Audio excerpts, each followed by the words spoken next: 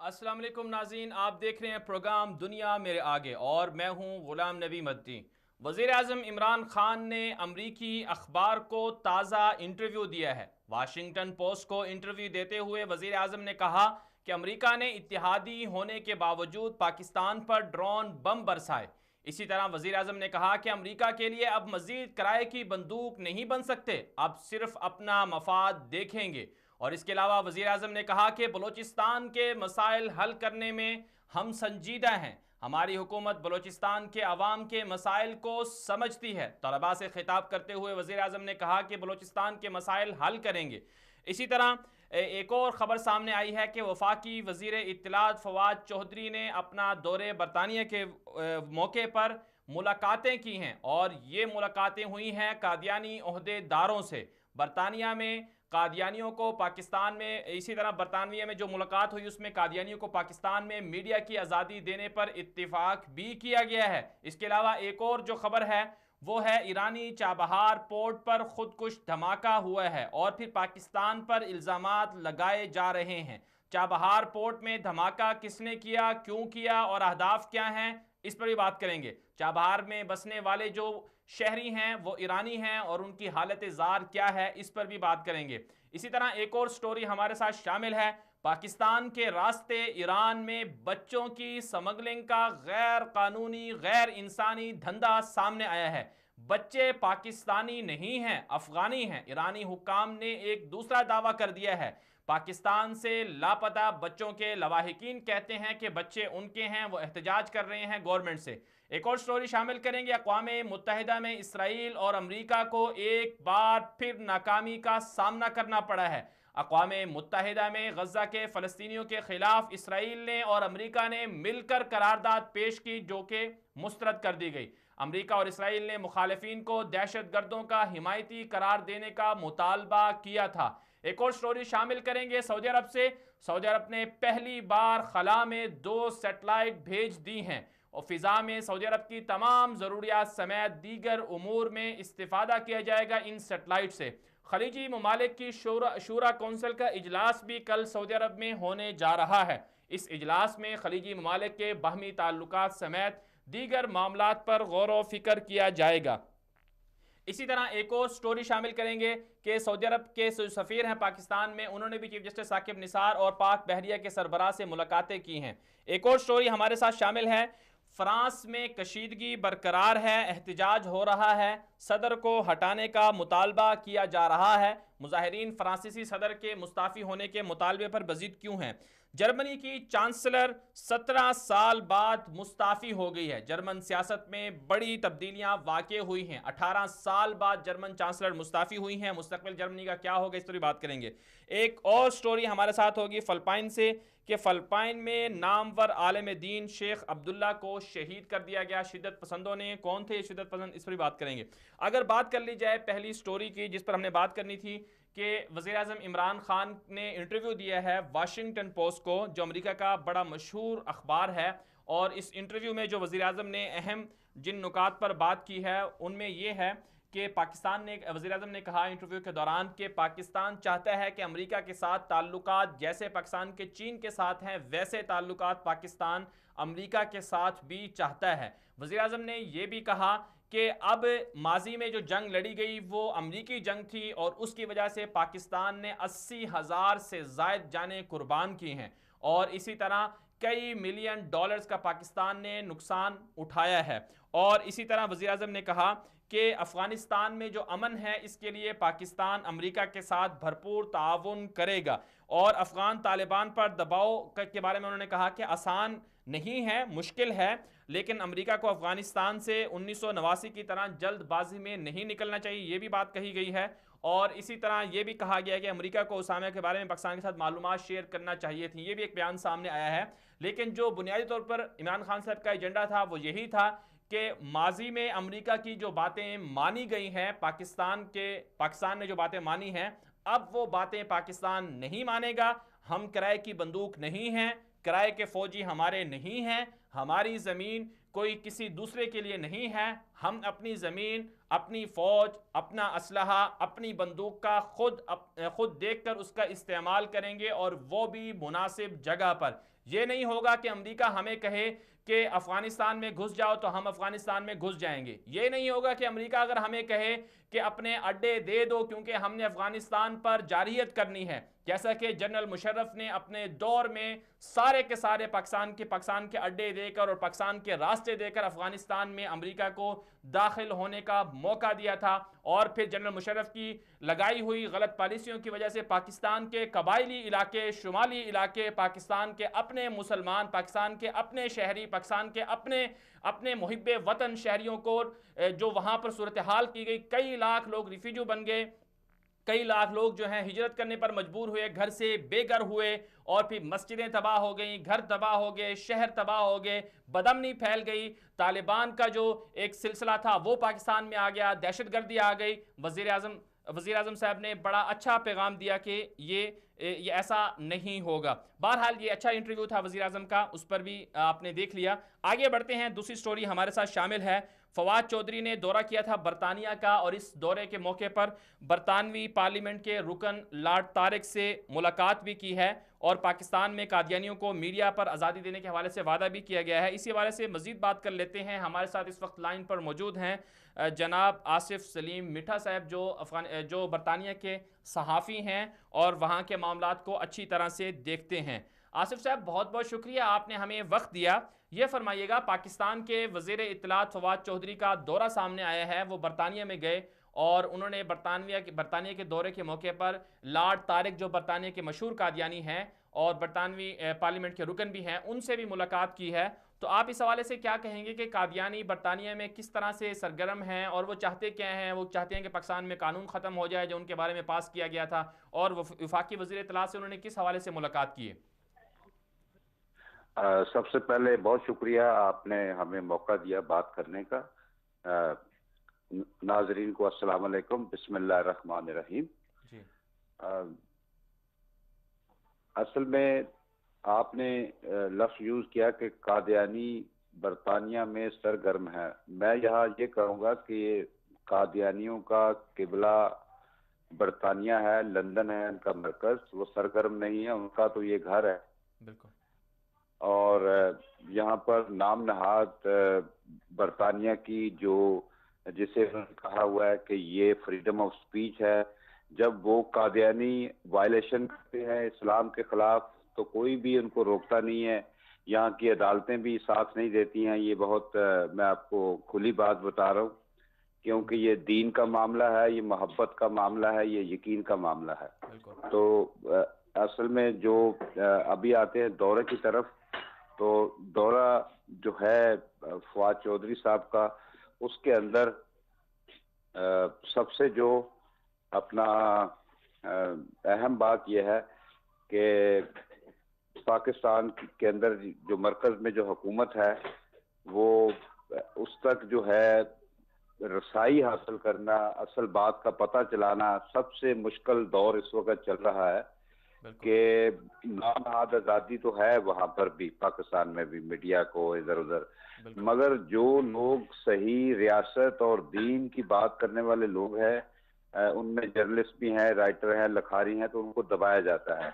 تو ہمارے بدقسمتی ہے کہ ہمارے اس وقت جو وزیر اطلاعات ہیں ان کو کون پلان یا اسٹریٹجی بنا کر دیتا ہے کہ قادیانیوں کو اوپر لے کر آنا ہے یا ان کو آزادی دینی ہے، اور وہ کیا معاملات اور کس طرح ڈیل کر رہے ہیں. اور ہماری ایک اور بدقسمتی بھی یہ ہے کہ آج ہمارے جو صحافت ہے وہ برائے فروخت ہے، جس کو جہاں لگائیں خبر دبانے کے بھی پیسے ہیں، خبر چلانے کے بھی پیسے ہیں، مگر انہیں یہ بالکل نہیں پتا کہ یہ حضرت محمد صلی اللہ علیہ وسلم کی ختم نبوت کا جو معاملہ ہے اس کو لوگ آج کل اس کا تمسخر بھی اڑا رہے ہیں. اور ان کو یہ پتہ نہیں ہے کہ یہ تو ماں باپ اور دنیا کی تمام دولت اور تمام نعمتوں سے بڑھ کر یہ چیز ہے کہ اگر آج ہم نے اس کے اوپر سٹینڈ نہیں لیا، یہ ایک آخری لڑائی کا دور شروع ہو چکا ہے. اس کے اوپر سب کو یہ اکٹھا ہونا ہے، اور ساری دینی جتنی جماعتیں ہیں، جتنے بھی مسالک ہیں، یہ سب کو ایک پلیٹ فارم پہ اکٹھا ہونا ہوگا، ایک اللہ کے نبی کی جو ہے آخری نبوت کے سلسلے میں اور محبت میں. اب میں دورے کے بارے میں بتاتا ہوں آپ کو کہ جو یہاں پر لارڈ طارق صاحب ہیں، جی یہ سب سے پہلے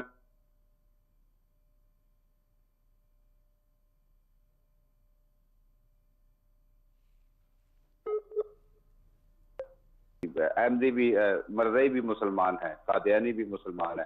جی ان کی پارلیمنٹ جو ہے ان کو سپورٹ کرتی ہے کھلم کھلا۔ آپ نے بہت سارے کلپ ایسے دیکھے ہوں گے، ان کے وزراء ان کے حق میں بیان دیتے ہیں کہ یہ بہت بڑی آزادی ہے۔ ہم یہاں پر ذرا سی بات کرتے ہیں تو یہ ڈیفرمیشن کے کیسز ہم پہ ڈال دیتے ہیں، اور جب ہم یہ کہتے ہیں کہ ہمیں بھی فریڈم آف سپیچ چاہیے تو کہتے نہیں، آپ جو ہے وہ ہیٹڈ جو ہے وہ ریلیجیس ہیٹڈ پھیلا رہے ہیں۔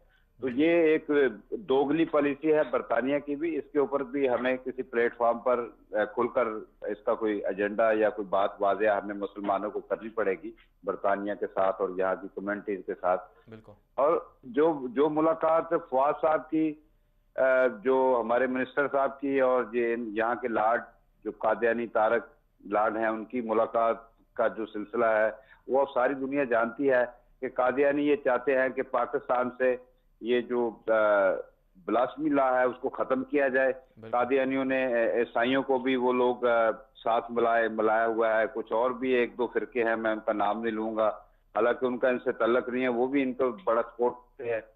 تو یہ ساری جو دورے کا مقصد تو میں نہیں کہتا کہ کلی طور پر یہ ہے فواد صاحب کا، مگر یہ ہے کہ بیچ میں یہ سارا چیزیں جو ہے یہ ڈال دیتے ہیں، کیونکہ ہمارے افغانوں کے اندر پاکستان میں قادیانی جو ہیں بہت سرگرم ہے۔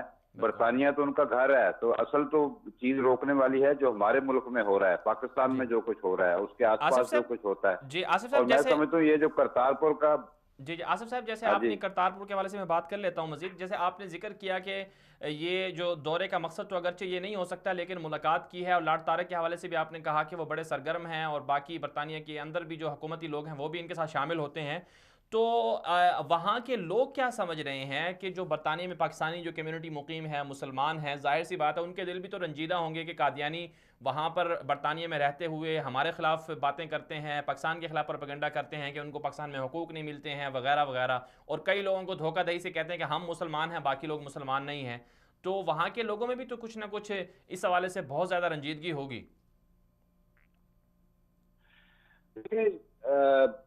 دراصل میں نے ابھی آپ کو بتایا کہ برطانیہ میں کچھ ایسے قوانین ہیں جو عام بندے کی پہنچ سے سمجھنے سے وہ قاصر ہیں وہ لوگ۔ جی ان کو مثلا یہاں پر آج گو کہ آج بڑا سوشل میڈیا کا دور ہے، ہر آدمی جو ہے وہ کلپس دیکھ رہا ہے، فلمیں دیکھ رہا ہے، ہر چیز سمجھ رہا ہے، مگر اس کے باوجود بھی علم و ہنر بہت بڑی چیز ہوتی ہے۔ ظاہر ہے کہ ہمارے جو یہاں پر پرانے لوگ آ کر کمیونٹی آباد ہوئی ہے وہ اتنی زیادہ پڑھی لکھی نہیں تھی، بس وہ دین کو سمجھتی ہے، مگر دین کو شاید اتنا ہی سمجھتے ہیں کہ 5 وقت کی نماز پڑھنی ہے اور کوئی ذمہ داری نہیں ہے۔ تو اگر دنیا نکال دے ہم دین سے تو باقی یہ پھر آپ کو پتا مکمل نہیں ہوتا دین۔ جی تو یہ بالکل چیزیں جو ہے یہاں پر سوشلائز جو ہے وہ ہمیں کرنے کی ضرورت ہے، اس کی باقاعدہ مہم چلانے کی ضرورت ہے۔ ہمارے یہاں پر کافی اکابرین ہے جو اس پر کام کرتے ہیں، مگر ان کا بھی جو ہے بعض چیزوں، ان کی حدود بھی جو ہے وہ پر لمیٹڈ کٹے ہیں ہوئے بالکل۔ ہیں بعض وہ، ہاں جی۔ تو اس میں کمیونٹی جو ہے ظاہر ہے وہ اندر چھپ کر کمروں میں بیٹھ کر رنجیدہ ہوتی ہے، مگر وہ باہر نکل کر کھل کر بات نہیں کرتے، کیونکہ یہاں پر جو ہے آپ کو پتا ہے جو نظام ہے، جو روٹی روزی کا نظام ہے وہ بھی بڑا سخت ہے۔ تو بالکل وہ بس نماز کی حد تک ہی قناعت کرتے ہیں۔ اتنے زیادہ ہمارے جو صحیح جو پراپر ہمارے جو مسلمان ہیں جن کا ختم نبوت پر پورا یقین ہے، وہ عام کمیونٹی کے اندر اتنے سرگرم نہیں دیکھے۔ ان کو ہم گاہے اچھا بگاہے ہم یہ جی کوشش کرتے ہیں آصف کہ صاحب یہ ایک لوگ اور بھی اس بات، میں جی شامل ہوں۔ آصف صاحب ایک اور بات بتائیے ہاں گا کہ جی۔ جس طرح سے ابھی وفاقی وزیر اطلاعات فواد چودھری نے قادیانیوں سے ملاقاتیں کی ہیں، تو کیا اس سے پہلے بھی وزراء یا پاکستان کے بڑے عہدیدار آ کر قادیانیوں سے ملتے رہے ہیں؟ یہ دیکھیں اس میں جو ہے وہ اپنا جو کیا کہتے ہیں اپنا بہت ساری اس طرح کی خفیہ سرگرمیاں ہوتی ہے پاکستان سے، جو بہت سارے بیوروکریٹس ہیں۔ ابھی ایک پاکستان میں آرمی میں تو ڈرتا نہیں ہوں، پاکستان آرمی میں ایک بہت بڑے قادیانی عہدے پر تھے، اور وہ یہاں پر لندن میں گزشتہ دنوں آئے ہوئے تھے، کوئی میرا خیال ہے 3 ماہ کی بات ہے، جی اور انہوں نے اپنی ادھر یہاں پر کافی سرگرمیوں میں لوگوں سے میل ملاقاتیں وہ کرتے رہے. تو میں یہ سمجھتا ہوں کیونکہ ہمارے جو لیفٹیننٹ جنرل میجر جنرل ہیں آصف غفور صاحب, انہوں نے اپنا یہ گزشتہ دنوں کہا تھا, ختم نبوت کے اوپر ایک بیان دیا تھا ISPR کے حوالے سے کہ افواج پاکستان ختم نبوت پر یقین رکھتی ہے. تو میں سمجھتا ہوں کہ اگر اس طرح کی ان کی ڈپارٹمنٹس کے اندر اس طرح کے جو لوگ ہیں جو واضح طور پر جو کھل کر اس طرح کی بات کرتے ہیں, ان کے خلاف ان کو ایکشن لینا چاہیے. یہ پاکستان کی فوج جو ہے وہ میں سمجھتا ہوں کہ اس کو ایک اسلام کی فوج بن جانا چاہیے. جی بالکل. اور ان کی جو یہ میں نے آپ کو میرے خیال واضح کر دی کہ بہت سارے لوگ آتے ہیں, اور خاص طور پر یہاں پر ایک بہت ہی ہماری بدقسمتی ہے کہ بھاگ کر لوگ لندن میں سیاسی پناہ کے نام پر جو ہے وہ پاکستان کی مخالفت کرنے کے لیے, میں سیدھی بات کروں گا, یہ جو MKM کا دفتر ہے الطاف حسین صاحب کا, یہ بھی قادیانی کو بہت سپورٹ کرتے ہیں, کھل کر کرتے ہیں. شاید ان کو میرا خیال کوئی نہ دین سے لگاؤ ہے نہ اب وطن سے لگاؤ ہے, اس کی یہ وجہ ہو سکتی ہے. چلیں آصف صاحب, آپ کا بہت بہت شکریہ, آپ نے ہمارے ساتھ شرکت کی, آپ نے بہت اچھی گفتگو کی اور فرمایا. آپ نے کہا کہ برطانیہ میں جو کافی لوگ آتے ہیں پاکستان سے, لیکن ان کی خفیہ سرگرمیاں ہوتی ہیں قادیانیوں کے ساتھ برطانیہ کے اندر. اس پر مزید بھی بات کر لیتے ہیں, لیکن یہاں پر ایک مختصر سی بریک لیں گے. بریک کے بعد واپس آئیں گے تو مزید اسی سٹوری پر بھی بات کریں گے, اور اس کے ساتھ ساتھ جو باقی سٹوریز ہیں ان پر بھی بات کریں گے. ہمارے ساتھ رہیے گا.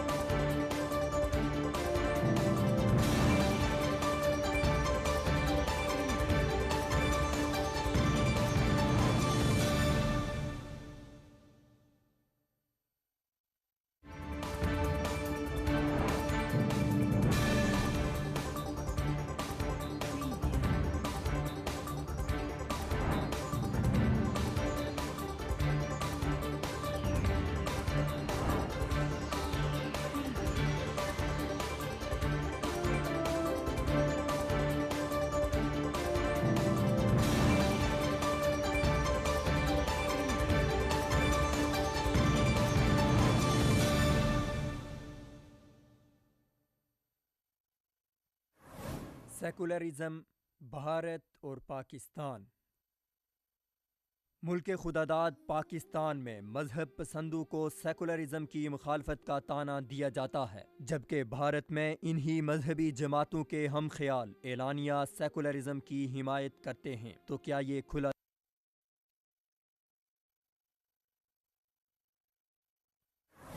سیکولرزم، بھارت اور پاکستان.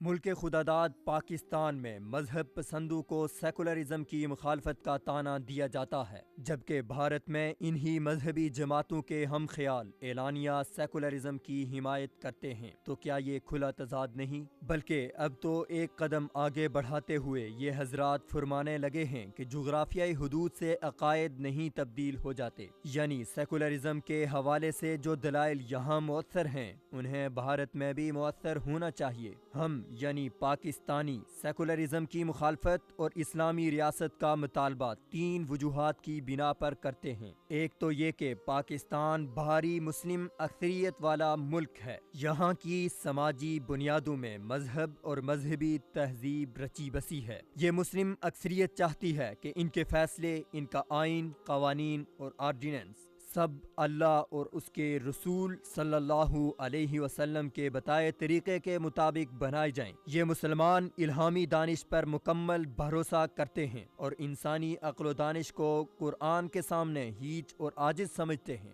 دوسرا یہ کہ پاکستان اسلام کے نام پر بنایا گیا ایک ملک ہے. بنیادی مطالبہ ہی یہی تھا کہ مسلم اکثریتی علاقوں کو الگ کر کے ایک ملک بنایا جائے جہاں وہ اپنے مذہبی قوانین، اسلامی کلچر اور نظریات کے مطابق رہ سکیں. اسلامی نظام ایک طرح سے پاکستان کے مطالبے کا ان بلڈ یعنی لازمی جز ہے. تیسرا یہ کہ آج کے عہد میں اسلام کے تصور علم، اخلاقیات، معیشت اور روایات پر مبنی ایک اسلامی فلاحی جمہوری ریاست قائم کر کے دکھانا بہت ضروری ہے۔ یہ ہم مسلمانوں کی بطور امت ذمہ داری ہے، مگر پاکستان چونکہ بنا ہی کلمہ طیبہ کی بنیاد پر ہے، اس لیے پاکستانیوں پر زیادہ بڑی ذمہ داری عائد ہوتی ہے۔ اس لیے ضروری ہے کہ پاکستان ایک اسلامی نظریاتی ریاست بنے جو یہ سب کام کرے اور ایک اچھا فلاحی عادلانہ اسلامی نظام پر مبنی معاشرہ اور حکومت بنا کر سب کو دکھائے۔ ان سب وجوہات کی بنا پر ہم سیکولرزم کی مخالفت کرتے ہیں کہ سیکولر ریاست میں مذہب کا کوئی عمل دخل نہیں، نہ تو کوئی سیکولر ریاست ملک میں اسلامی نظام قائم ہونے دے گی اور نہ ہی وہ شہریوں کو اسلامی اخلاقیات اور تعلیم و تربیت فراہم کر سکتی ہے۔ سیکولرزم لادینیت ہو یا نہ ہو، اس بحث سے قطع نظر یہ تو واضح ہے کہ وہ اگر پاکستان میں رائج ہو گیا تو دین اجتماعی معاشروں سے کٹ کر صرف گھروں تک محدود رہ جائے گا اور عملی طور پر لادینیت ہی آگے بڑھتی چلی جائے گی۔ اب رہی بات بھارت کی، بھارت ایک ہندو اکثریتی ملک ہے جہاں 70-80% کے قریب ہندو رہتے ہیں۔ کوئی احمق ہی 20-22% بھارتی مسلمانوں کو یہ مشورہ دے سکتا ہے کہ وہ یہ مطالبہ کریں کہ بھارت میں اسلامی نظام رائج کیا جائے۔ ظاہر ہے وہ وہاں اقلیت میں ہیں، وہ کیسے اسلامی ریاست کا مطالبہ کر سکتے ہیں؟ اگر وہ مذہبی ریاست کی بات کریں گے تو وہ صرف اور صرف ہندو ریاست ہوگی۔ کامن سینس یہ بتاتی ہے کہ ایسے میں ان کا لائحہ عمل کیا ہونا چاہیے۔ دوسری بات یہ کہ بھارت تقسیم ہوا تو بھارتی قوم پرست مسلمانوں نے کانگریس کا ساتھ دیا تھا اور وہ سیکولرزم کو سپورٹ کرتے تھے۔ سیکولرزم بھارتی آئین کا حصہ ہے، بلکہ بھارتی سپریم کورٹ کے مطابق یہ آئین کا ایسا بنیادی جز ہے جسے بھارتی پارلیمنٹ بھی تبدیل نہیں کر سکتی۔ تیسری بات یہ کہ بی جے پی کی شدت پسندانہ ہندوانہ پالیسی کے بعد بھارتی مسلمانوں کے پاس اور کیا آپشن رہ گیا ہے؟ وہ اقلیت میں ہیں، اس لیے ظاہر ہے بھارت میں اسلامی نظام کے نفاذ ہونے کا مطالبہ نہیں کر سکتے۔ انہوں نے مذہب کی بنیاد پر تقسیم کی مخالفت کی تھی اور سیکولر ریاست کی سپورٹ کی تھی۔ اب ان کے پاس ویسے بھی یہی ایک جائے عامہ اور آپشن بچا ہے۔ چوتھی بات یہ کہ اگر فرض کریں بھارت میں سیکولرزم آئین کا حصہ نہیں رہتا اور بھارت ایک ہندو ریاست بن جاتا ہے تو یہ صرف اسی صورت ممکن ہے اگر ہندو بھارتی ریاست مسلمان اقلیتوں کے مفاد کا تحفظ کرے، انہیں مذہبی آزادی دے، جبکہ حقیقت حال میں ایسا ممکن نہیں۔ پاکستان میں سیکولرزم کی مخالفت اور بھارت میں سیکولرزم کی حمایت یکسر الگ الگ ایشوز ہیں اور دونوں جگہ یہ موقف اختیار کرنے والے مسلمان اپنی جگہ درست ہیں۔ مثال کے طور پر اسے یوں سمجھ لیں جیسے سندھ میں سندھی زبان سکولوں میں پڑھائی جاتی ہے، ظاہر ہے پیپلز پارٹی اس کی حامی ہے، لیکن اگر خیبر پختونخوا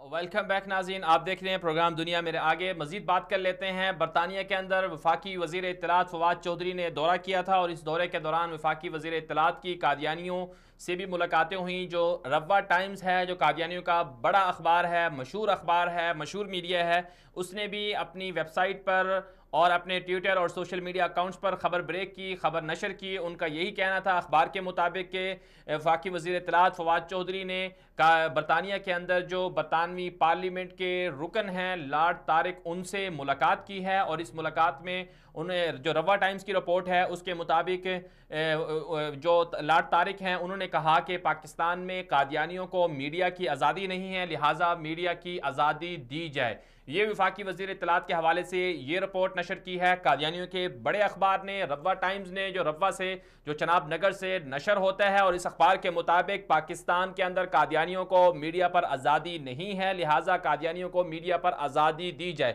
اور یہ بات کہی ہے برطانوی رکن پارلیمنٹ کہ لارڈ طارق نے جو برطانوی وزیر اعظم کے مشیر بھی ہیں اور بڑے عہدے پر سرگرم بھی ہیں، بڑے عہدے پر بھی ہیں، اس کے علاوہ بھی جو پاکستان کے وزیر اطلاعات ہیں جناب فواد چودھری صاحب، ان کی مزید ملاقات بھی ہوئی ہے وہاں، جو آکسفورڈ کے حوالے سے طلباء سے خطاب کیا تو اس دوران ایک اور جو سوشل میڈیا پر ایکٹیوسٹ ہیں قادیانیوں کے، بڑے کاشف چودھری نام ان کا بتایا جاتا ہے، ان سے بھی ملاقات کی ہے۔ سوال یہ ہے کہ پاکستان کے آئین کے مطابق قادیانی غیر مسلم ہیں، قادیانی اپنے مذہب کی تبلیغ یا تشہیر نہیں کر سکتے، قادیانی مسلمانوں کو دھوکہ دیتے ہیں، اور اسی طرح قادیانیوں پر پابندی ہے کہ وہ کسی کو دھوکہ دہی سے خود کو نہ تو وہ خود اپنے آپ کو مسلمان کہہ سکتے ہیں، نہ دوسروں کو بتا سکتے ہیں کہ ہم مسلمان ہیں، وہ غیر مسلم ہیں تو غیر مسلم رہیں گے۔ اب سوال یہ پیدا ہوتا ہے کہ اسلامی جمہوریہ پاکستان کے اسلامی وزیر اطلاعات و نشریات کس حیثیت سے قادیانیوں کے عہدیداروں سے ملاقاتیں کر رہے ہیں، اور کس حیثیت سے ان کو یقین دلایا جا رہا ہے کہ میڈیا پر قادیانیوں کو آزادی دی جائے گی۔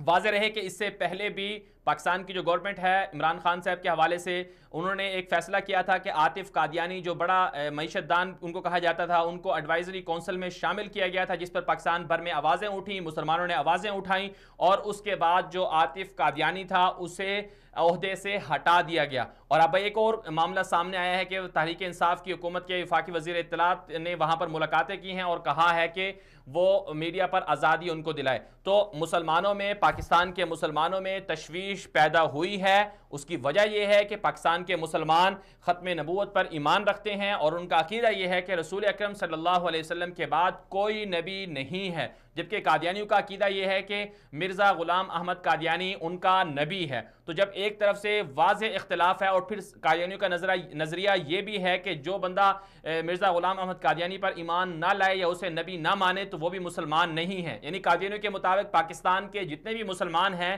جو قادیانیوں کے علاوہ ہیں وہ سارے کے سارے قادیانیوں کے نزدیک کافر ہیں، اور قادیانی انہیں غیر مسلم سمجھتے ہیں۔ دوسری طرف سے پاکستان کے اسلامی جو پاکستان ملک ہے، اسلامی جمہوریہ ہے، اس کے وزیر اطلاعات ملاقات کر رہے ہیں قادیانیوں کے عہدیداروں سے، اور قادیانیوں کا میڈیا اور قادیانی کہہ رہے ہیں کہ ہمیں اب پاکستان میں میڈیا کی آزادی ملے گی۔ تحریک انصاف کس طرف جا رہی ہے، وزیر اعظم عمران خان کے مشیر انہیں کس طرح سے بہکا رہے ہیں، کہاں لے کے جا رہے ہیں، اور کیا تحریک انصاف کے خلاف جو ہے یہ کیا ہونے جا رہا ہے، یہ جان بوجھ کر ایسا ہو رہا ہے، پلانٹیڈ ہے ساری چیزیں، یہ سب سمجھ سے بالا تر ہے۔ پاکستان میں انتشار اور فساد کیوں پھیلایا جا رہا ہے؟ جب ایک بات طے ہو گئی ہے قانون کے اندر کہ قادیانی غیر مسلم ہیں، وہ اپنی ایکٹیویٹیز کو اپنی عبادت گاہوں تک محدود رکھیں گے، باہر نہیں نکلیں گے، دھوکہ نہیں دیں گے، تو پھر کیوں ان کے بارے میں نرم رویہ، سافٹ کارنر پیدا کرنے کی کوششیں کی جا رہی ہیں؟ اس حوالے سے غور و فکر کرنے کی ضرورت ہے۔ ایک اور خبر شامل کر لیتے ہیں۔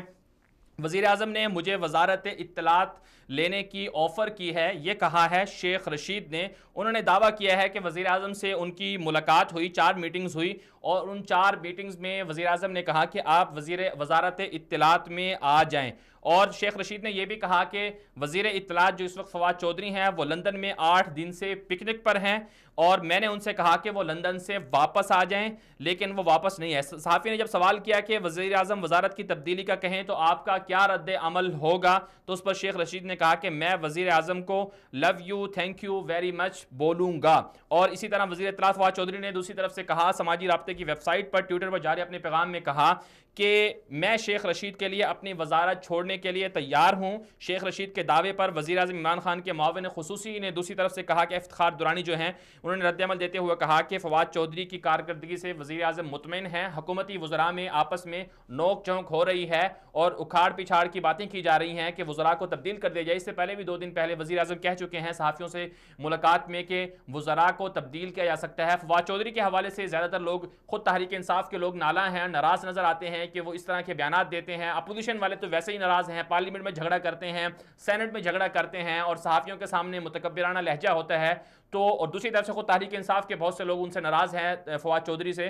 تو اب معاملہ سامنے آ گیا کھل کر، شیخ رشید کہہ رہے ہیں کہ شاید ان کو وزیر اعظم نے ان کو آفر کی ہے کہ وہ وزیر اطلاعات بن جائیں، اور اب یہ معاملہ مستقبل پر ہے کہ کون وزیر اطلاعات ہوگا، لیکن یہ بات ضرور ہے کہ وزیر اعظم خود ذاتی طور پر وزراء کی بہت سے وزراء ایسے ہیں جن کی کارکردگی سے وزیر اعظم مطمئن نہیں ہے اور انہیں تبدیل کرنا چاہتے ہیں، لیکن بہت سی مجبوریوں کی وجہ سے وہ تبدیل نہیں کر پا رہے۔ یہی وجہ ہے کہ وزیر اعظم کہہ بھی چکے ہیں قبل از وقت انتخابات بھی ہو سکتی ہیں۔ اس کی ایک بنیادی وجہ یہی وزراء ہیں جو وزیر اعظم کو غلط راستے پر یا بہت اور انداز سے ان کو گرا رہے ہیں، انہیں متاثر کر رہے ہیں۔ بہرحال آگے بڑھتے ہیں، ہم نے بات کرنی تھی ایرانی چابہار پورٹ پر خودکش دھماکہ ہوا تھا جمعرات کے روز، اور اس دھماکے میں تقریباً 4 افراد جو ہیں وہ مارے گئے تھے اور 31 سے زائد لوگ جو ہیں وہ زخمی ہو گئے تھے۔ ایرانی چابہار جو شہر ہے چابہار، یہ ایران کے صوبہ بلوچستان اور سیستان میں واقع ہے، اور وہاں پر پولیس ہیڈ کوارٹر کے سامنے دھماکہ ہوا تھا جس میں پولیس کا ایک بڑا عہدیدار مارا گیا تھا اور ساتھ ساتھ مزید لوگ بھی اس میں زخمی ہوئے تھے۔ مزید بات کر لیتے ہیں ایرانی چابہار پورٹ میں کیا ہوا، کس نے دھماکہ کیا، کیوں ہوا، وہاں کے لوگوں کی زندگی کیسے ہے۔ اس حوالے سے ہمارے ساتھ ابھی لائن پر موجود ہیں جناب عبدالقادر بلوچ صاحب، ماہر امور بلوچستان ہیں، ان سے جاننے کی کوشش کرتے ہیں کہ اہداف کیا تھے۔ عبدالقادر صاحب، بہت بہت شکریہ آپ نے ہمارے پروگرام میں شرکت کی۔ یہ فرمائیے گا ایرانی چابہار پورٹ پر جو حملہ ہوا ہے تو اس کو آپ کس طرح سے دیکھتے ہیں، یہ حملہ کس نے کیا ہے، کیا بلوچستان کی جو عوام ہے وہاں، ایرانی بلوچستان کی جو عوام ہے، ان کو کیا وہ حقوق مل رہے ہیں جو انہیں ملنے چاہیے تھے، اور ایرانی حکومت کے خلاف ایران کے جو بلوچستان کے جو لوگ ہیں وہ کیوں خفا ہیں، انہیں کون کون سے حقوق ہیں جو وہاں نہیں دیے جا رہے؟ السلام علیکم ورحمۃ اللہ۔ جی وعلیکم اصل بات یہ ہے کہ بات کرنے سے پہلے ماشاءاللہ جتنے ٹی وی چینلز ہیں خاص طور پر اردو سپیکنگ والے، سب کے پاس ماہر امور افغان امور کے یا تجزیہ یا دفاع یا آس پاس کے ممالک کے بارے میں ہے، لیکن یہ بات بھی ذہن نشین کرنا چاہیے کہ ایران کے اندر بھی ایک صوبہ ہے جو وہاں پہ سب سے بڑا صوبہ ہے بلوچستان کے نام، جس طرح پاکستان میں سب سے بڑا صوبہ بلوچستان ہے، وہاں میں بھی سب سے بڑا صوبہ بلوچستان ہے۔ بالکل۔ اور وہاں کے باشندے زیادہ تر بلوچ لوگ ہیں اور اہل سنت والجماعت ہیں، اور زیادہ تر احناف ہیں۔ جی۔ تو ایرانی گورنمنٹ آپ لوگوں کے پتہ ہے کہ یہ سپریم لیڈر سسٹم کے تحت اور ولایت فقیہ کے نیچے ہے۔ بالکل۔ تو اس لیے وہاں کے بلوچوں کے اوپر پورے اہل سنت، خاص طور پر بلوچ وہاں حد سے زیادہ احساس محرومی کا شکار ہیں۔ جی۔ اور جس جگہ پہ احساس محرومی کا شکار لوگ ہوتے ہیں اور واقعی اور حقیقی معنی پر ان کے اوپر ظلم ہو رہا ہے، تعلیم سے لے کر صحت کے شعبہ سے لے کر اور گورنمنٹ اور دوسرے محکموں میں نوکریوں کے مسائل سے لے کر اور مذہبی دباؤ ان کے اوپر ہوتا ہے، چاہے جو بھی قومیت ہو، تو وہاں پہ یہ ایسے مسائل تو جنم لیتے ہیں، لوگ تو ری ایکشن دکھاتے ہیں، کوئی قلم سے، کوئی ہاتھ سے، کوئی بم سے، کوئی خودکش سے۔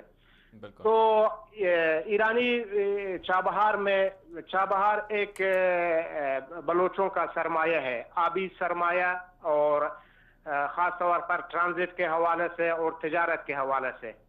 اور آج کل وہاں پہ فیسیلٹی تو بالکل بلوچوں کو نہیں مل رہا ہے، پانی پینے تک پانی وہاں پہ نہیں مل رہا ہے، اور دوسرے صوبے کو لوگ اہل تشیع ہیں یا گورنمنٹ کے ہاتھ کے لوگ ہیں، ان کو لا کر وہاں پہ انہوں نے بٹایا ہوا ہے، تو خواہ یہاں پہ زیادہ تر لوگ ری ایکشن دکھائیں گے۔ اور جی ہاں، یہ دھماکہ جو ہے انصار اور فرقان نے کیا ہے۔ انصار اور فرقان جو ہے یہ حزب الفرقان کے بقایا جات ہیں۔ حزب الفرقان بتائیں آپ لوگوں کو کہ سب سے پہلا گروپ ہے جس نے مسلحانہ جدوجہد ایرانی گورنمنٹ کے خلاف شروع کیا تھا۔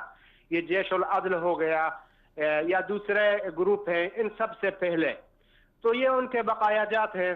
تو آپ نے جیسے کہ عبدالقادر صاحب لوگ جی عبدالقادر صاحب، جیسے کہ آپ نے ذکر کیا کہ ریاکشن ہوتا ہے، رد عمل ہوتا ہے، اس کے رد عمل میں لوگ ظاہر سی بات ہے اٹھتے ہیں جب ان کو حقوق نہیں ملتے۔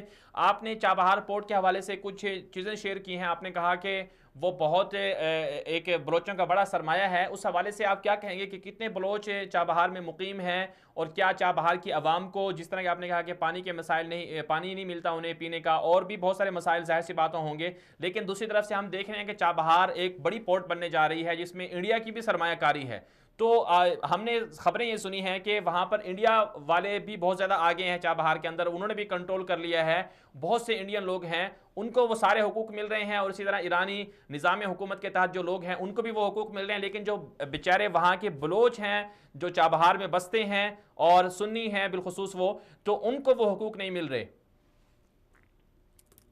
نہیں، یہ تو واضح بات ہے کہ وہاں پورٹ کو جو ہے زیادہ تر حصہ اس نے گورنمنٹ انڈیا کمپنیوں کو اور انڈیا کے اس کو دیا ہے، گورنمنٹ کو دیا ہے۔ تو انڈیا تو ادھر آئے ہوئے ہیں اور لوگ تو ابھی اپنے آنکھوں سے پہلے دیکھ رہے تھے کہ یہاں پہ ایرانی لوگ آ رہے ہیں، نوکریاں ان سے چھین رہے ہیں اور دوسرے کام۔ اب تو ان لوگوں اپنے آنکھوں سے دیکھ رہے ہیں کہ یہ علاقہ کو اس نے دوسرے ملک کو دیا ہے۔ تو لوگ کہہ رہے ہیں کہ ابھی چابہار کو ایرانی گورنمنٹ نے بیچ دیا ہے انڈین کے اوپر، تو لوگ تو خامخواہ تو بنا مانیں گے، تو ریئیکشن دکھائیں گے۔ اور قابض تو ہوا ہے آبی وسائل پر انڈیا۔ اگر آپ تھوڑا سا ایرانی حالات کو دیکھ لیں، ایران ابھی ایسا ایک گائے کی طرح ہوا ہے جو دودھ دے رہا ہے، رشین کو بھی، انڈیا کو بھی، چائنیز کو بھی۔ اور بالکل تو اپنے آپ کو بچانے کے لیے تو وہ کسی حد تک جا سکتا ہے، اس نے دیا ہوا ہے۔ جی عبدالقادر صاحب ایک اور بات، تیل کے کمپنیوں ہیں یا گیس کمپنیوں کو ابھی چائنیز کو دینے والا ہے، اور دوسرے بہت سے وسائل ہیں جو شمال میں دریائے خزر کے نام سے، وہ سمندر جو ہے جو کہ رضا شاہ کے دور سے لے کر اب تک یہ تو ایران کے پاس تھا، ان کو ابھی وہ سمندری حدود کو سارا اس نے روس کو دے دیا۔ جی ہاں، بتائیے۔ جی عبدالقادر صاحب، جیسے ایک اور بات، جس طرح سے حقوق نہیں مل رہے ہیں، ایک تو ہے مسلح جدوجہد جو چابہار کے لوگ، ایک تنظیم جیسے کچھ لوگ ہیں وہ کر رہے ہیں، ظاہر سی بات انہوں نے اپنا حق لینا ہے، تو دوسری طرف سے کچھ چابہار کے لوگ وہ بھی تو ہوں گے جو سیاسی طور پر یا اسی طرح سماجی اعتبار سے وہ احتجاج کرتے ہوں گے، مظاہرے کرتے ہوں گے کہ ہمیں حقوق دیے جائیں، تو کیا ایسے لوگ بھی ہیں؟ اور پھر کیا بہت سے ایک خبریں یہ بھی ہیں کہ ایک بات، جی ہاں، میں ایک بات ذہن نشین کریں آپ لوگ کہ ایران کے اندر سوائے سپریم لیڈر کے بات اور سپریم لیڈر کے جو سسٹم ہے اس کے علاوہ وہ لوگ کسی بھی آواز کو سننا پسند نہیں کرتے ہیں۔ اگر کوئی قلم اٹھاتا ہے تو قلم سے لکھتا ہے تو اس کے قلم کو بھی وہ توڑ دیتے ہیں، اگر کوئی آواز اٹھاتا ہے روڈ پہ تو اس کا گلا بھی وہ دبا دیتے ہیں، اگر کوئی بندوق اٹھاتا ہے تو اس کو دہشت گرد بنا کے، اور پتہ نہیں صرف وہ بندہ نہیں، اس کے پورا خاندان یا پورا وہ قوم جو ہے وہ مجرم بن جاتا ہے۔ ابھی چابہار میں ایک دھماکہ ہو گیا، تو چابہار ابھی سمندری حدود میں جتنے چھوٹے چھوٹے کشتیاں تھے، لوگ ماہی مچھلی پکڑ رہے تھے، مچھوارا، ان کو ابھی مارنا شروع کیا ہے۔ بارڈر میں جو تھوڑا بہت لوگ ڈیزل لا رہے تھے، بہت سے لوگوں کو ادھر ہی بھی مارا ہے۔ تو کچھ لوگوں کو پھانسی بھی دیا گیا ہے، 10 لوگوں کو ابھی۔ تو ایران کسی بھی آواز کو برداشت نہیں کرتا ہے، چاہے جس صورت میں ہو، چاہے قلم سے شعبہ میں ہو، چاہیے۔ چلیں عبدالقادر بلوچ صاحب، آپ کا بہت بہت شکریہ، آپ نے ہمیں وقت دیا اور چابہار کی صورتحال سے آگاہ کیا۔ ناظرین کرام، آپ نے بھی سن لیا چابہار کے ہی صحافی سے اور چابہار ہی کے وہاں کے نمائندے سے کہ کس طرح سے چابہار کے اندر صورتحال ہے، اور وہاں کے جو ایرانی بلوچستان ہے، صوبہ بلوچستان سیستان جو سب سے بڑا صوبہ ہے ایران کا، وہاں پر جو وہاں کی عوام ہے ان کو وہ حقوق نہیں دی جاتے بنیادی طور پر، جس کی وجہ سے ظاہر سی بات ہے وہ احتجاج بھی کرتے ہیں۔ اگر احتجاج کرتے ہیں تو انہیں گرفتار کر لیا جاتا ہے یا انہیں مار دیا جاتا ہے، لاپتہ کر دیا جاتا ہے۔ تو جب یہ صورتحال ہوں گی تو رد عمل، ریئیکشن تو پیدا ہوگا۔ یہی وجہ ہے کہ جو خود ایران نے بھی اس بات کو تسلیم کیا ہے کہ وہاں کے جو بلوچستان کی اپنی ہی ایک تنظیم ہے، انصار الفرقان نام بتایا جاتا ہے، کہ انہوں نے یہ دھماکہ کیا اور اس تنظیم نے بھی یہ ذمہ داری قبول کی ہے۔ اور بنیادی طور پر ان کا کہنا یہ ہے کہ چونکہ بلوچستان کے اندر جو صوبہ بلوچستان ہے ایران کا، وہاں کی جو عوام ہے ان کو وہ حقوق نہیں مل رہے. دوسری طرف سے انڈین کمپنیاں وہاں پر آ چکی ہیں, انڈین تاجر وہاں پر بیٹھ چکے ہیں, وہاں کی کاروبار کر رہے ہیں, بڑی بڑی زمینیں ان کو مل چکی ہیں, سب کچھ ہو رہا ہے, لیکن وہاں کی اپنی عوام کو کچھ نہیں مل رہا. تو جب یہ صورتحال ہے تو ظاہر سی بات ہے پھر ایکشن تو ہوگا. مزید بات کر لیتے ہیں. ہمارے ساتھ موجود ہیں اس وقت پاکستان کے سینئر تجزیہ کار جناب احمد قریشی صاحب. احمد صاحب بہت بہت شکریہ, آپ نے وقت دیا ہمیں. یہ فرمائیے گا کہ آوازیں اٹھائی جا رہی ہیں چابہار میں, جیسے کہ دھماکہ ہوا چند دن پہلے, اس دھماکے کے بعد کہا یہ جا رہا ہے کہ یہ پاکستان کی طرف سے ایسا ہوا ہے, پاکستان نے ایسا کیا, اور اس میں زیادہ تر جو پروپیگنڈا کیا جا رہا ہے وہ انڈین میڈیا کی طرف سے کیا جا رہا ہے.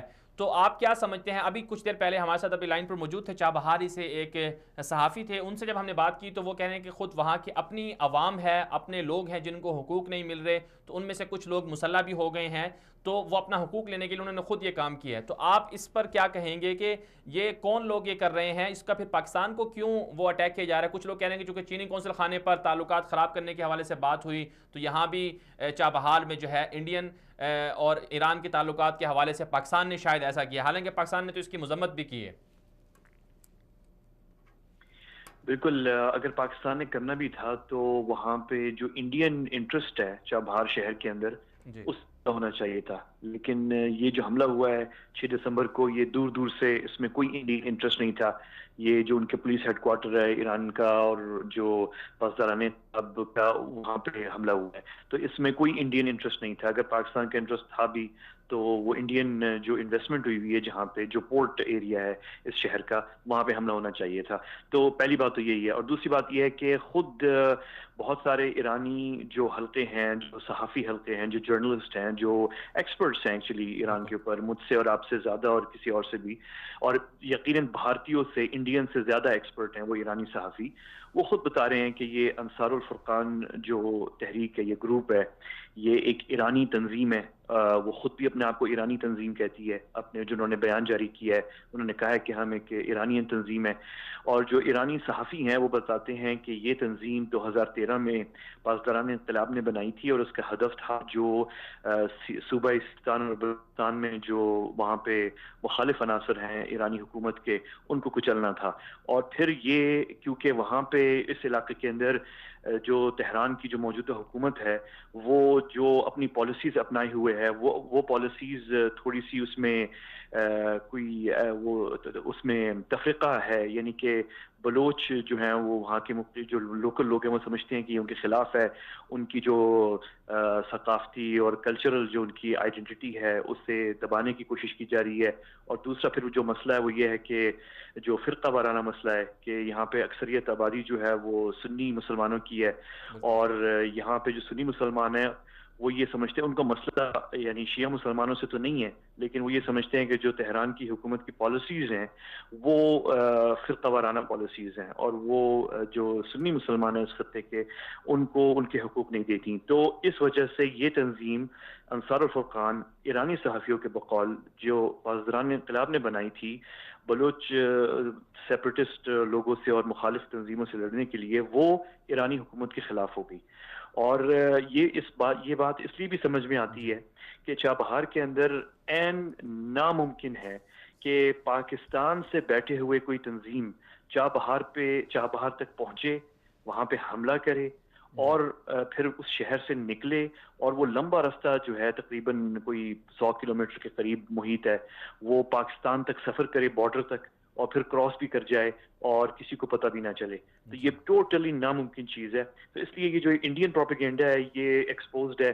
آج آپ نے دیکھا ہوگا کہ کچھ رپورٹس انڈین میڈیا میں پلانٹ کی گئیں, اور تھوڑا سا وہ کوشش کی گئی کہ وہ جیش محمد اور کشمیری تنظیموں سے جو ہے لنک کرنے کی کوشش کی جائے, لیکن مشکل ہے کہ کوئی اسے جو ہے اس پہ یقین کرے گا, اور خاص طور پہ مغرب کے اندر. اور اس کی وجہ بہت آسان ہے کہ انفارچونیٹلی بھارتیوں کے لیے, انڈینز کے لیے افسوسناک مقام جو افسوس کی بات ہے وہ یہ ہے کہ بہت سارے ایرانی جو ایکسپرٹس ہیں ایران کے, خود جو ایران سے بھاگے ہوئے ہیں, جو مغرب میں رہتے ہیں, وہ واشنگٹن میں اور لندن میں موجود ہیں, اور خود مغربی میڈیا میں موجود ہیں, اور وہ سارے ایکسپرٹس ہیں, اور انہیں پتہ ہے کہ یہاں پہ مطلب کیا مسئلہ ہے ایگزیکٹلی.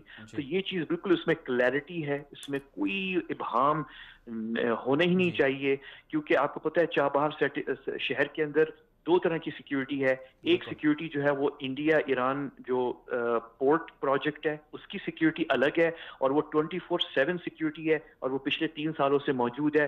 اور جو اس سے بھی بڑھ کر جو سیکیورٹی تھی وہ جس دن جمعرات کو 6 دسمبر کو جب یہ حملہ ہوا ہے, تو اس وقت آپ کو پتہ ہے ایک بہت بڑے سینئر جنرل پاسداران انقلاب کے تہران سے چابہار پہنچے تھے این اسی دن 6 دسمبر کو.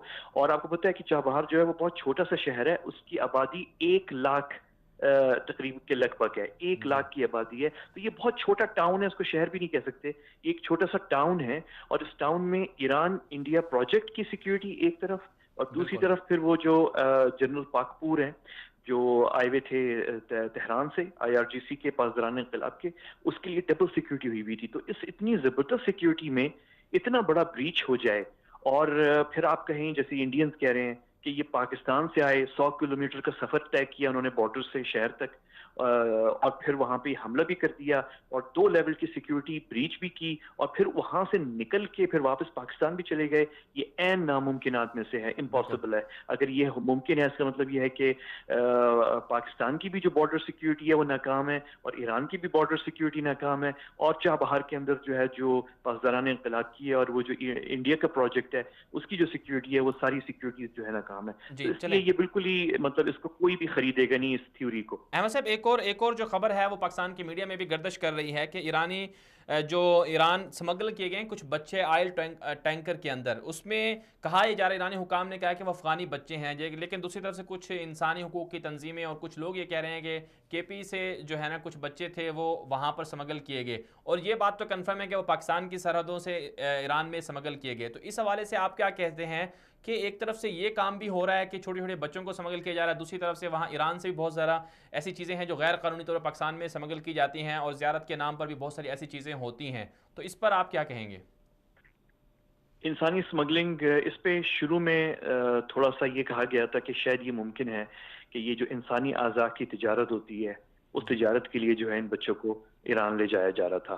تو یہ ایک تھیوری چلی تھی, لیکن یہ تھیوری جو ہے اسے ڈسکاؤنٹ کر دیا گیا ہے. اس کی وجہ یہ ہے کہ اگر انسانی اعضاء کی تجارت کرنی بھی تھی تو اس کا آسان طریقہ جو ہے وہ پاکستان کے اندر ہی ہے, اور پاکستان میں بھی یہ تجارت خفیہ طور پہ اور غیر قانونی طریقے پہ ہوتی ہے پاکستان کے مختلف صوبوں کے اندر, اور وہ بہت آسان ہے کہ اندر ہی آپ اعضاء جو ہیں وہ نکال لیں اور پھر وہ ان کو اسمگل کر دیں.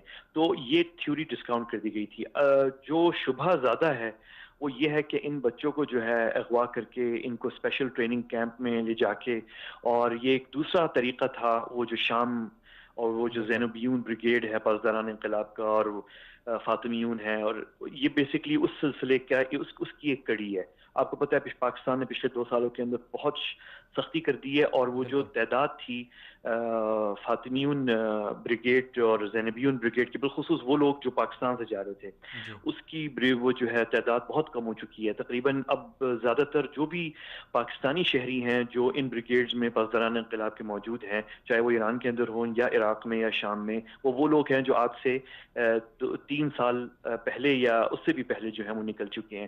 اس کے بعد لوگوں کا نکلنا ابھی بھی جاری ہے. ظاہر ہے آپ 100% روک نہیں سکتے, کوئی بھی کہیں سے بھی سفر کر کے آ سکتا ہے, لیکن وہ جو ہیوج تعداد پہلے تھی وہ بالکل ختم ہو چکی ہے. پاکستان نے بڑی شدید سختی کر دی ہے. تو یہ جو بچے پکڑے گئے ہیں یہ لگ رہا ہے کہ یہ وہ بیسکلی جو پاکستان نے اقدامات اٹھائے ہیں ان کو سرکموینٹ کر کے ان کی وائلیشن کرتے ہوئے یہ کوشش کی گئی ہے. اور اس بات کی تقویت اس لیے بھی یعنی کہ میں اس پہ یقین کرتا ہوں کہ یہ ممکن ہے کہ پاسداران انقلاب کے تحت جو ملیشیا جو وہ بناتے ہیں ان میں زیادہ تر جو ہے وہ اس پہ زور دیا جاتا ہے کہ بچوں کو لایا جائے کسی نہ کسی طریقے سے اور ان کو گروم کیا جائے. اور ہم نے یہ دیکھا ہے کہ حوثی ملیشیا جو ہیں یمن میں وہ بھی یہی کر رہے ہیں, اور حزب اللہ جو ہے وہ بھی یہی کر رہے ہیں اس وقت شام کے اندر اور لبنان میں, اور جو عراقی ملیشیاز ہیں جو پرو ایران ہیں وہ بھی ایگزیکٹلی یہی کر رہے ہیں. تو ان کا تمام دار و مدار جو ہے ان بچوں کے اوپر ہوتا ہے.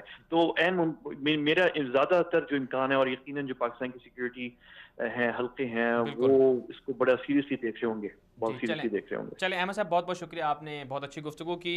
ये थे हमारे साथ पाकिस्तान के सीनियर जगह जनाब अहमद कुरैशी साहब। ऑयल टैंकर में बच्चों को स्मगल करने का जो मामला है ये सामने आया है, और ये पाकिस्तान के साथ जो बड़ी तवील सरहद लगती है, तकरीबन 900 किलोमीटर से ज़ायद की तवील सरहद है अफ़गानिस्तान से, और माफ़ कीजिएगा ईरान से, और पाकिस्तान के साथ जो सरहद है बलूचिस्तान में लगती है, 900 किलोमीटर से ज़्यादा है ये सरहद। और इस सरहद से बहुत सारी चीज़ें जो हैं वो ईरान से भी पाकिस्तान में स्मगल होती हैं और पाकिस्तान से भी ईरान में स्मगल होती हैं। और पेट्रोल, डीज़ल, ये बहुत बड़ा एक कारोबार है अरबों डॉलर का, वो सालाना होता है। और उसके साथ साथ जो है जो करेंसी है पाकिस्तान से करेंसी गैर कानूनी तौर पर वो भी स्मगल होती है। पिछले 1 महीने पहले जो है वो पाकिस्तान के FBI ने भी रिपोर्ट दी थी कि अरबों करोड़ों डॉलर की जो है गैर मुल्की करेंसी जो है वो ईरान स्मगल की गई है। बहुत से ऐसे लोगों के नाम भी आए थे जिन्होंने चंद 2 महीनों के अंदर, गालिबन या 3 महीनों के अंदर कई बार सफ़र किया है, यानी एक दिन में 2-2, 3-3 बार भी सफ़र किया है। तो ये रिपोर्ट पहले सामने आ चुकी है, पाकिस्तान के FBI भी इस पर बात कर चुकी है। लेकिन अब जो मामला सामने आया है वो ऑयल टैंकरों के ज़रिए जो है बच्चों को ईरान स्मगल किया गया है। ईरानी हुकाम ये कह रहे हैं कि ये बच्चे अफ़गानी हैं। दूसरी तरफ से जो पाकिस्तान के हुकाम हैं, बलूचिस्तान के वज़ारत दाखिला के तर्जुमान, उनका भी ये कहना था कि ये बच्चे पाकिस्तानी नहीं हैं। और साथ साथ KPK के जो वज़ीर इत्तलात हैं शौकत यूसुफ़ज़ई साहब, उनका भी एक बयान सामने आया था कि पाकिस्तानी बच्चे नहीं हैं। लेकिन बहुत से लोग जो एक्सपर्ट हैं और साथ साथ जो KPK अवाम हैं वो ये कह रहे हैं कि जो वालिदैन हैं बच्चों के, उनमें से 3-4 वालिदैन ऐसे हैं, उन्होंने कहा कि हमारे बच्चे हैं, उन्होंने इसका उनको पहचान भी लिया है। तो अब ये मामला पूरा क्या है, इस पर जो है ये देखने की ज़रूरत है। पाकिस्तान के इदारों को, पाकिस्तान के सिक्योरिटी हलकों को इस पर अच्छे तरीके से एक्शन लेने की ज़रूरत है। और बिलखुसूस पाकिस्तान की जो सरहद है ईरान के साथ मिलती है, उसकी सिक्योरिटी को मज़ीद स्क्रूटनी उसकी करनी होगी, उस पर मज़ीद तफ्तीश करनी होगी अच्छे तरीके से। और वहाँ सही मानों में जिसे कहते हैं कि एहतिसाब के साथ वहाँ लोगों को मुतय्यन करना होगा कि कहीं ऐसा तो नहीं है जो सिक्योरिटी पर मामूर लोग हैं वही कहीं अपने अंदरूनी खाना मामलात करके, डील करके सारी चीज़ें जो है उनकी नज़रों के नीचे हो रही हों। ये भी सोचने की ज़रूरत है। अदालत को भी एक्शन लेना चाहिए, पाकिस्तान की सुप्रीम कोर्ट को भी इस पर एक्शन लेना चाहिए। बहरहाल ये बहुत अफसोसनाक सानिया है और इंसानी हुकूक का सानिया है जिस पर जितनी मजम्मत की जाए वो कम है। आगे बढ़ते हैं, मज़ीद बात कर लेते हैं। हमारे साथ एक और स्टोरी है। अक़वाम मुत्तहिदा में इसराइल और अमरीका को शिकस्त हुई है। गज़ा के जो मुसलमान हैं, फ़लस्तीनी हैं, उनके ख़िलाफ़ करारदाद पेश की गई थी इसराइल की जानिब से। और करारदाद में ये कहा गया था कि जो गज़ा के मुसलमान हैं, फ़लस्तीनी हैं, उनको दहशतगर्द करार दिया जाए। अक़वाम मुत्तहिदा में जुमे के रोज़ ये करारदाद पेश हुई और कानून के तहत 2/3 अक्सरियत लेना ज़रूरी थी, 2/3 वोट लेना ज़रूरी था। बहरहाल पिछली स्टोरी पर दोबारा वापस आते हैं। हमें कॉल आई है पीछे से कंट्रोल रूम से कि पिछली स्टोरी पर मज़ीद बात कर ली जाए। जी मीर साहब, बहुत शुक्रिया, आपने हमें वक्त दिया। ये फरमाइएगा कि ऑयल टैंकर में जो बच्चों की स्मगलिंग का मामला है, इस पर आप क्या कहेंगे कि ये दीगर अशिया तो पाकिस्तान में स्मगल होती ही रहती हैं, हमने देखा है कि बहुत सारी चीज़ें गैर कानूनी धंधा चल रहा है, तो ये बच्चों को अब टैंकरों के ज़रिए ईरान स्मगल किया गया है, तो आप इस पर क्या कहेंगे? देखिए जी, जैसे मैंने पहले भी आप लोग के प्रोग्राम में बताया है कि ईरान दुनिया में इंटरनेशनल स्मगलिंग का जो है ना रूट क्या, बल्कि स्मगलिंग के हवाले से उसको कैपिटल कहा जाता है स्मगलिंग रूट का, ठीक है। वो जैसा आपने खुद अपने सवाल में कहा कि जी बहुत सी चीज़ों के साथ जो है आजकल बच्चे स्मगलिंग होते हैं। ये यूरोप एंट्री के लिए अफगानिस्तान हो, पाकिस्तान हो या इंडिया हो या कोई भी हो, सबसे जो है ना स्मगलरों के लिए आसान रूट है। और बिल्कुल जैसे आप ये ऑयल टैंकर में देख रहे कि एक फैमिली है और वो फारसी लैंग्वेज में बात कर रहे हैं और वो फारसी लैंग्वेज जो अफगानिस्तान में यूज हो रहा है, तो ये उनको यहाँ से स्मगलिंग करके रूट में इस्तेमाल किया जाता है। और ये स्मगलिंग जो है इस रूट से कहीं सालों करके 10 या 15-20 सालों से ज्यादा हो रहा है कि ये रूट यूज हो रहा है। और आपको याद हो, कोई में ज्यादा नहीं 2 साल पहले क्वेटा की शहर में जो है कोई 20 से 30 पर बच्चे और फैमिली और बाकी जो है ना एक कंटेनर में मुर्दे हालत में पाए गए और बाद में जब तहकीकात किए गए पता चला कि यही समझ हो रही थी। जी मीर साहब, इसमें आप क्या समझते हैं, जिस तरह से मुतज़ाद इत्तलात आ रही हैं, बलूचिस्तान के तर्जुमान की तरफ से कहा गया वो पाकिस्तानी बच्चे नहीं हैं, और फिर KP के जो वज़ीर इत्तलात है उनकी तरफ से भी कहा गया पाकिस्तानी बच्चे नहीं हैं, लेकिन बहुत से इंसानी हकूक़ की तंजीमें और बहुत से इस तरह की खबरें भी सामने आ रही कि नहीं पाकिस्तानी बच्चे हैं, तो इस पर आप क्या कहेंगे? मैं जी बिल्कुल जो है ना सूबाई हुकूमत के जो दोनों तर्जुमानों को ऑन करता हूँ, और बिल्कुल आप उनके जो है ना हुलिया और ड्रेसिंग और जो लैंग्वेज यूज कर रहा है वो बिल्कुल जो ही अफगानी बच्चों का है, और वो अफगानी और वो बंदा भी जो उनसे मुखातिब है उनको अफगानी ही अपना फारसी लैंग्वेज में उनसे मुखातिब है कि आप लोग खामोश हो जाए, बस हम लोग जहाँ पहुँच लेते, क्योंकि मुझे खुद मीर साहब ये भी तो हो सकता है ना जी, मीर साहब ये भी तो हो सकता है कि पाकिस्तान में जो अफगानी मुकीम है उनके बच्चे हों ये। हाँ ये बिल्कुल हो सकता है, इसमें कोई शक नहीं है। ये जो है ना मतलब ये हो ये, लेकिन वही अफगानी बच्चे होंगे कि जो मतलब लीगल डॉक्यूमेंट्स पर यहाँ नहीं रह रहे, ये कॉन्फ्लिक्ट हो रहे हैं। जो लीगल डॉक्यूमेंट्स में उसको कह रहा हूँ कि जो रिफ्यूजीज कार्ड दिया गया है गवर्नमेंट ऑफ पाकिस्तान या यूएनएचसीआर या जो है ना हुकूमत पाकिस्तान की तरफ से, उनके पास वो कार्ड जो है ना नहीं है, इस वजह से। और ये मैं आपको एक बात बताऊं, ये पहली दफा है कि वीडियो सामने आया है। ये जो है ना यहाँ के रहने वाले, यहाँ के मुकीम जो पाकिस्तानी, अफगानी और ईरान, उनके लिए कोई नई बात नहीं है। अगर मैं गलत नहीं हूँ, ये डेली बुनियाद के बेसिस पर हो रहे स्मगलिंग, और ये स्मगलिंग का बहुत बड़ा रूट है। यहाँ हर किस्म के जो है ना स्मगलिंग में खैर तो कोई जायज नहीं होता, लेकिन जायज और नाजायज हर चीज तो ये इस रूट के लिए यूज किया जा रहा है। और खास तौर पर इंसानी स्मगलिंग के हवाले से यूरोप में जो है ना एंट्री के लिए ईरान सबसे स्मगलरों के लिए सबसे आसान और बहुत कम ही पैसों में, बहुत ऐसे होते हैं कि अगर फैमिली हो तो पर हेड के हिसाब से 30-40 हज़ार के हिसाब से उनको यहाँ से आगे पास किया जाता है, फिर तुर्की जाते हैं, तुर्की से फिर जो मतलब समंगलिंग रूट्स यूज किए जाते हैं और बाद में मुख्तलिफ मुल्कों में भेजे जाते हैं। और अमूमन जो समंगलिंग होते हैं, खुदा ना करे, लेकिन 80% जो है ना फिर किसी समंदर में डूब जाते हैं, किसी हादसा का शिकार हो जाते हैं। जी चलें, बहुत बहुत शुक्रिया अमीर साहब, आपने हमें वक्त दिया। बहुत गैर कानूनी, गैर इंसानी, गैर अखलाकी धंधा है, बच्चों की तिजारत की जा रही है, बच्चों को पाकिस्तान के अंदर से, पाकिस्तान के रास्ते से स्मगल किया गया है और ईरान यूज़ हो रहा है। और जो स्मगलर हैं वो पाकिस्तान में हैं, और हैं कौन? जाहिर सी बात है ईरानी होंगे, डीलर होंगे आपस में, उनके खिलाफ पाकिस्तान के इदारों को एक्शन लेना चाहिए। आगे बढ़ते हैं, जिस पर बात भी कर रहे थे हम, अक़वाम मुत्तहिदा में इसराइल और अमेरिका की गज़ा के जो फ़लस्तीनी हैं उनके खिलाफ करारदाद पेश की गई थी, और उस करारदाद में कहा यह गया था कि गज़ा से जो फ़लस्तीनी मुसलमान हैं वो इसराइल पर हमले करते हैं, लिहाजा गज़ा के फ़लस्तीनी मुसलमानों को जो एहतजाज भी कर रहे हैं, जो वापसी की तहरीक भी चला रहे हैं कि बैतुल मक़दस हमारा है, हमें हवाले किया जाए, उनको दहशतगर्द करार दिया जाए, उनकी मज़म्मत की जाए। ये करारदाद पेश की थी इसराइल ने और अमेरिका ने मिलकर।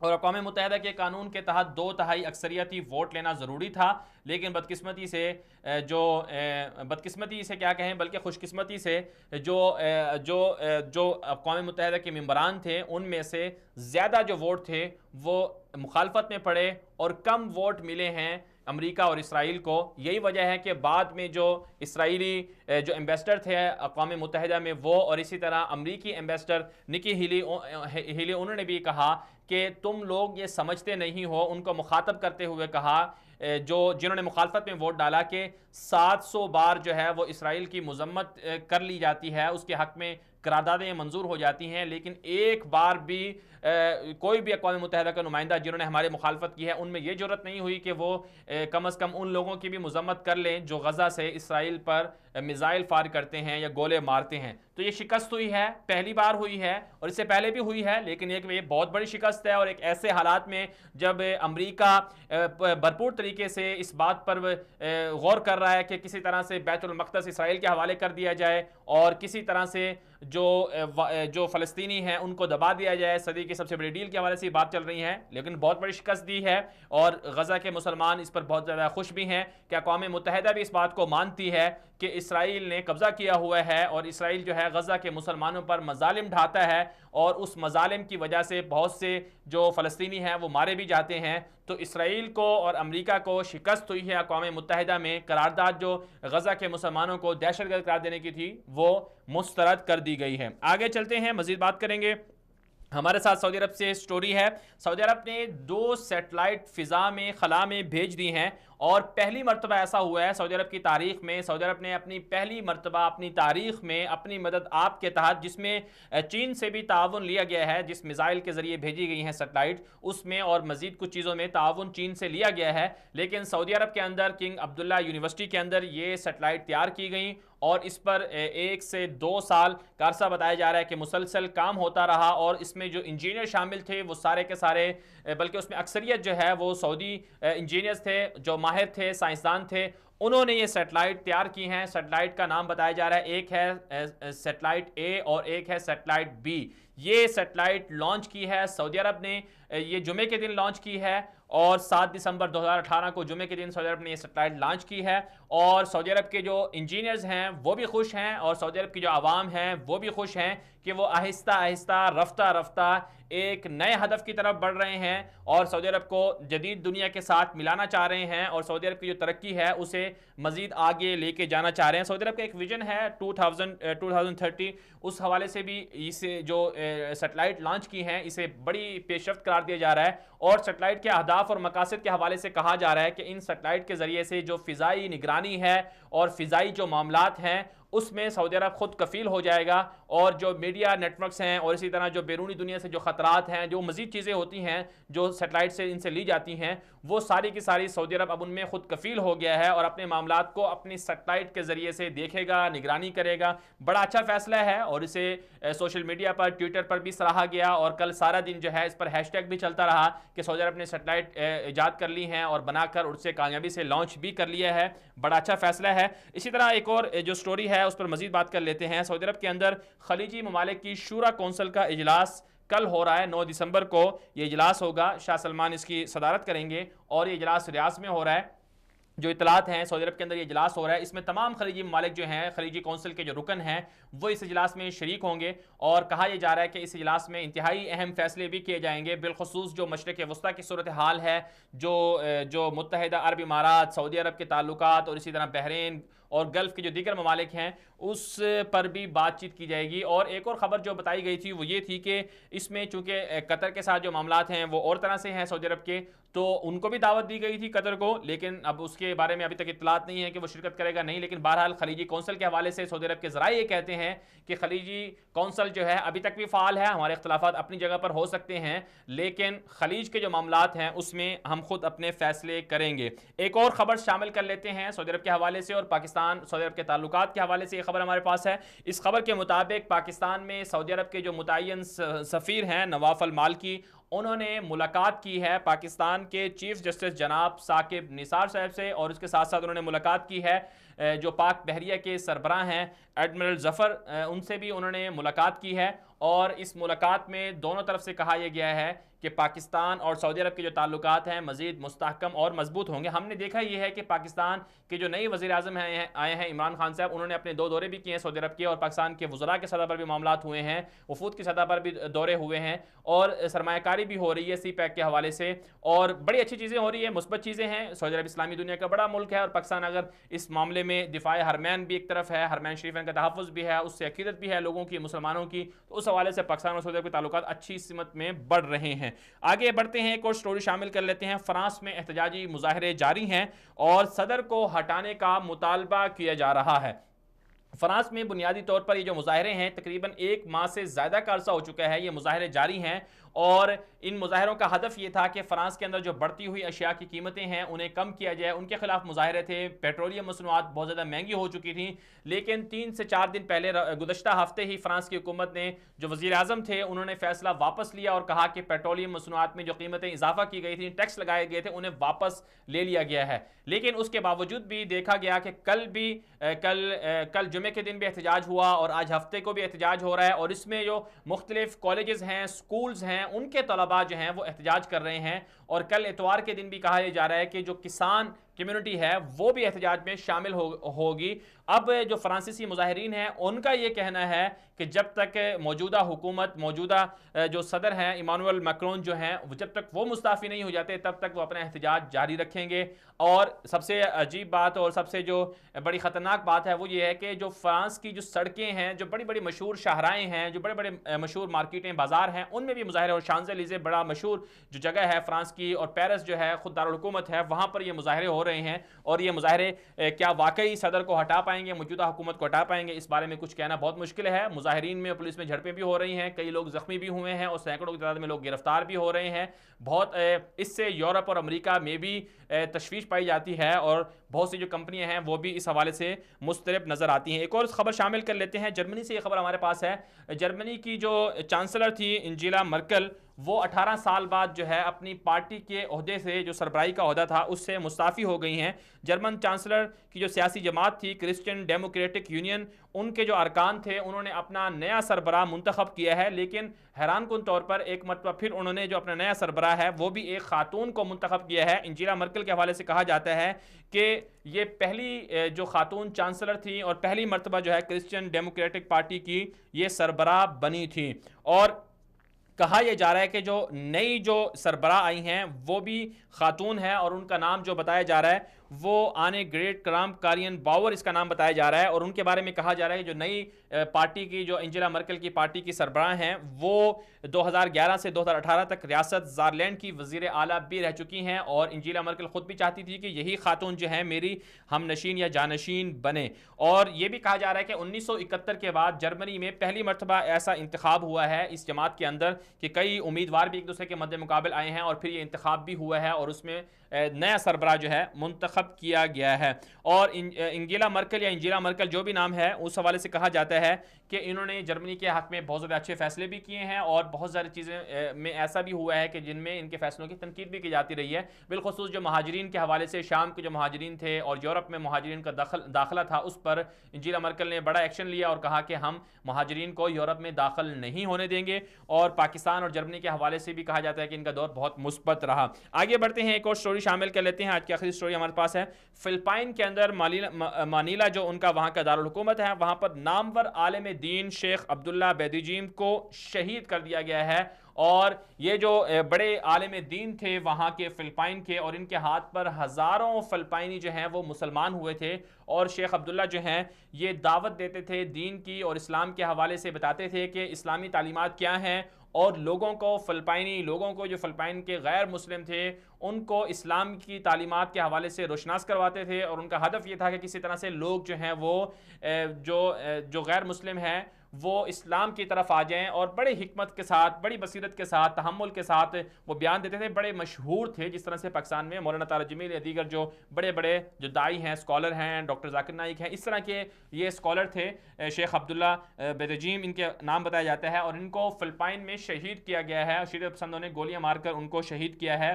اور یہ بڑی افسوسناک خبر ہے فلپائن کے حوالے سے کہ وہاں پر اب اسلام کی تعلیمات، اسلام کی دعوت کو عام کرنا مشکل بنتا جا رہا ہے. اس حوالے سے جن لوگوں نے شہید کیا، کون لوگ تھے جو ظالم تھے جنہوں نے شیخ عبداللہ کو شہید کیا، اس حوالے سے کہا یہ جا رہا ہے کہ وہ لوگ تھے جن کو بیرونی دنیا سے فنڈنگ کی جاتی تھی. بہرحال آج کے پروگرام دنیا میرے آگے میں آج کی ٹاپ سٹوری کے ساتھ اجازت دیجیے. اللہ حافظ.